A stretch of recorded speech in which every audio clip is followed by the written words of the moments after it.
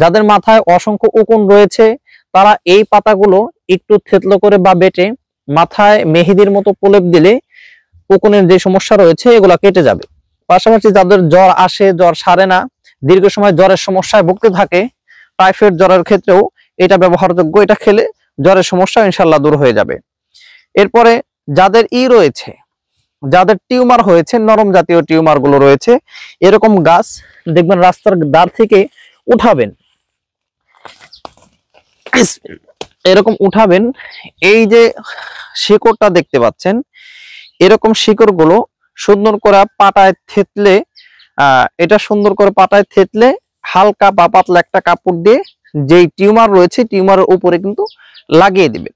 আধা ঘন্টা বা 1 ঘন্টা পর্যন্ত রাখবেন, যতক্ষণ রাখা সম্ভব হয়। এভাবে কিছুদিন ব্যবহার করলে ইনশাআল্লাহ টিউমার থাকলে নরম টিউমার গুলো আস্তে আস্তে এটা বিলীন হয়ে যাবে বা মিশে যাবে। এভাবে আপনারা বিভিন্নভাবে কিন্তু বিভিন্ন ভেষজ থেকে প্রাকৃতিক ভাবে ন্যাচারাল সমাধানও আমরা নিতে পারি। তা আমাদের পেজ ফলো করে রাখতে পারেন।